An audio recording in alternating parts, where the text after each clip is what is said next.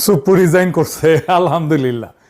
কিন্তু একটা কথা কই, আজকে এই যে সুপ্পু পদত্যাগ করলো, সে তো হাসিনা পলানোর পর 2 বছর ধরে ওই চেয়ারে বসেছিল। একদিন না, 2 দিন না, দুইটা বছর। জুলাইয়ের পর গোটা দেশ চাইছে সে যাক, যায় নাই। কেন যায় নাই? কারণ তারে কেউ ধরে রাখছিল। একটা হাত ওই চেয়ারের নিচে ছিল, ওর মাথার উপরে ছিল ছাতা হইয়া। আজকে সুপ্পু নাই, কিন্তু হাতটা এবং ছাতাটা আছে, ওই জায়গাতেই বসা। আজকের এপিসোড সুপ্পুকে নিয়ে না, সুপ্পুর পদত্যাগ পত্রে যার লেখা নাই, আজকের এপিসোড সেটা নিয়ে। আসেন আল্লাহর নামে শুরু করি।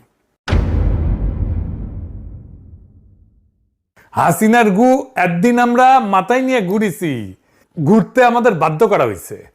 সুপ্পুকে সরানো যায় নাই। কার কারণে? বিএনপির কারণে। এটা কোনো গোপন কথা না, এটা আমি বহুবার বলছি, আর আজকে আবার বলতেছি। এখন বিবিসি কইতেছে বিএনপিতে স্বস্তি ফিরছে। বাহ! তো অস্বস্তিটা বিএনপি নিজে ইচ্ছা করে তো রেখে দিছিল। নিজের পায়ে নিজে কুড়াল মাইরা 2 বছর ধরে কুড়াল সরায় কইতেছে আহ কি শান্তি।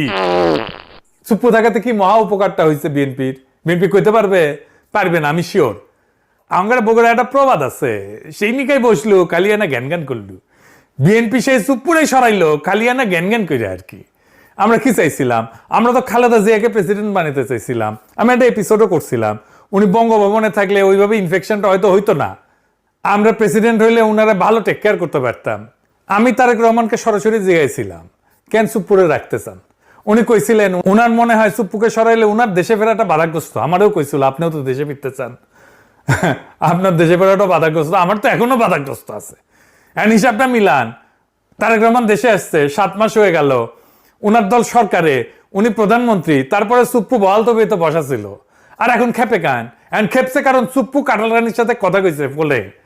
বিএনপির ধারণা ছিল চুপ্পু কাটাল রানীর সাথে কথা বলে না, সে হাসিনাকে ফিরে আনার কোনো সিস্টেম করে না, আজিব বাত। কিন্তু চুপ্পুরে কেন রাখার জন্য মরিয়া হয়েছিল বিএনপি?